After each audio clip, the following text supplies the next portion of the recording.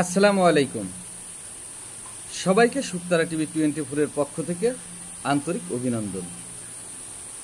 আমি মোহাম্মদ জুয়েল শরীফ, পেশায় একজন সংবাদকর্মী। গত 5 আগস্ট 2024 বৈষম্য বিরোধী ছাত্র আন্দোলনের ফলে সাবেক প্রধানমন্ত্রী জননেত্রী শেখ হাসিনা পদত্যাগ করতে বাধ্য হয়েছেন।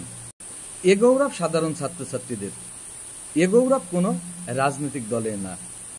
পদত্যাগ করার পর সারা বাংলাদেশে একটি গোষ্ঠী বিজয় উল্লাসের নামে ভাঙচুর, অগ্নিসংযোগ ও ব্যাপক লুটপাট চালিয়েছে।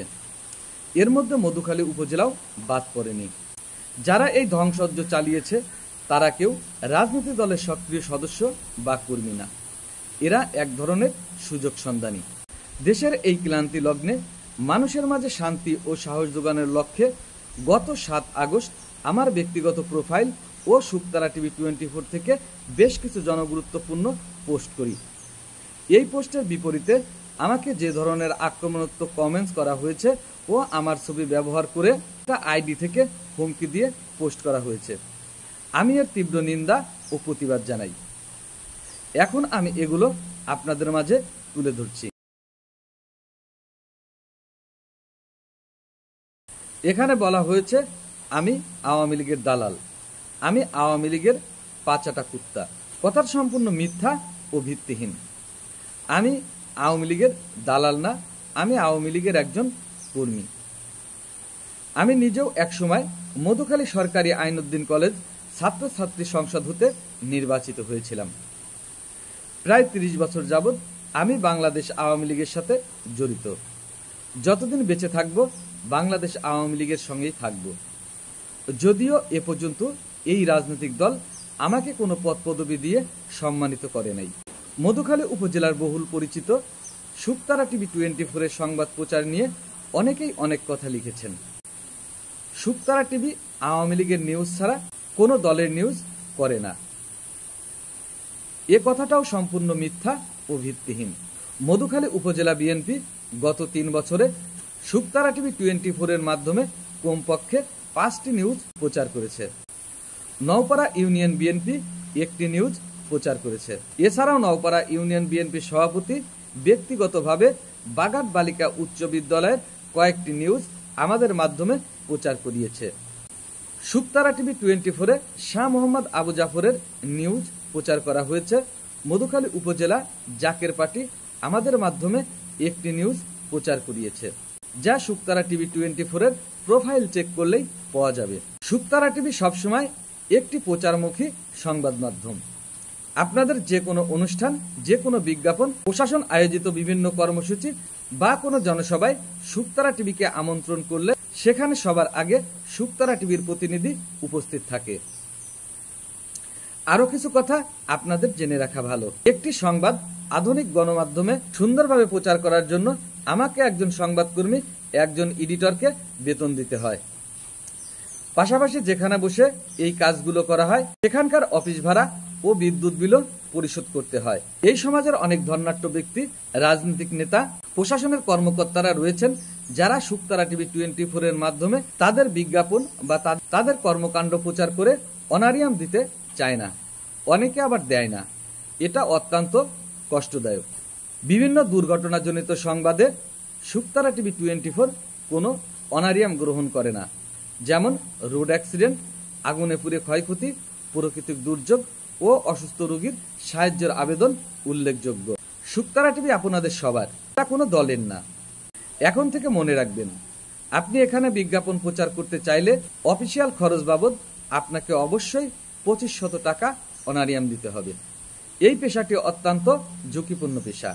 বিষয়টি মাথায় রেখেই এই পথে পা বাড়িয়েছি। শুকতারা টিভি অনেক ক্রাইম নিউজ করে থাকে, তবে বেশিরভাগ ক্রাইম নিউজ থানায় অভিযোগ হওয়ার পরই করা হয়। অল্প কিছু ক্রাইম নিউজ থানায় অভিযোগ হওয়ার বাইরে করা হয়েছে, যার মাধ্যমে ভুক্তভোগী পরিবারগুলো আইনি সহযোগিতা পেয়েছে। আপনাদের কাছে আমার একটি প্রশ্ন, একজন ক্রাইম করেছে, তার বিরুদ্ধে মামলা হয়েছে, এতে কোনো অসুবিধে হয় না। অসুবিধা হয় তখন যখন কোনো সংবাদকর্মী এই সংবাদটি মানুষের মাঝে সুন্দরভাবে উপস্থাপন করে। তারা মানতে ও বুঝতে চায় না এটা একজন সংবাদকর্মীর পেশাগত দায়িত্ব। এ পেশায় আসার পর অনেকবার প্রতিবন্ধকতার মুখোমুখি হয়েছি। সত্য সংবাদ প্রচার করায় মধুখালী থানায় চাঁদাবাজির অভিযোগ সহ আদালতে মামলা খেয়েছি। আপনাদের অনেকেরই অজানা রয়েছে, যেখানেই সংবাদ সংগ্রহ করতে গিয়েছি সেখানেই বাধার সম্মুখীন হয়েছি। হোক সেটা দুর্নীতিগ্রস্ত সরকারি কোনো কর্মকর্তার বিরুদ্ধে বড় কোনো চুরি ডাকাতের ঘটনায় বা গণধর্ষণের মতো জঘন্য ঘটনা ঘটেছে, সেখানেও সংবাদ সংগ্রহ করতে গিয়ে বারবার বাধার সম্মুখীন হয়েছি। আপনারা জানেন, মধুখালী উপজেলা এতদিন এক বড় ভাইয়ের হাতে নিয়ন্ত্রিত ছিল। যেখানেই যেতাম সেখানেই তার নিকটতম আত্মীয় পরিচয় দিয়ে ফোন করা হতো। সে মধুখালী উপজেলা আওয়ামী লীগকে ধ্বংস করে দিয়েছে। আমি মধুখালী উপজেলার সকল সাংবাদিক ভাইদের এক ছাতার তলে আসার আহ্বান করছি। অল্প দিনের মধ্যে প্রিয় বাংলাদেশের ব্যাপক ক্ষয়ক্ষতি হয়েছে। আসুন আমরা সকলে মিলে ক্ষতিগ্রস্ত বাংলাদেশকে পুনর্গঠন করতে নতুন অন্তর্বর্তীকালীন সরকারকে সহযোগিতা করি। আশা করি এই সরকারের সময় আমরা স্বাধীনভাবে কাজ করতে পারব। আজকের এই ভিডিও বার্তার মাধ্যমে আমি দেশের সমস্ত পুলিশ সদস্য ভাইদের অনুরোধ করছি, আপনাদের শূন্যতা কি তা বাংলার মানুষ উপলব্ধি করতে পেরেছে।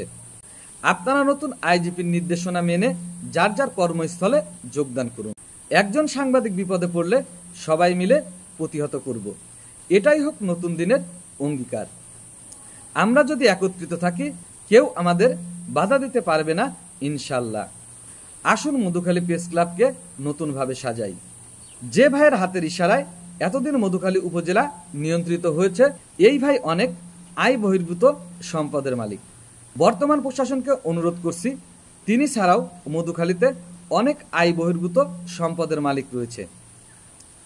আপনারা এদেরকে খুঁজে বের করে আইনের আওতায় আনুন।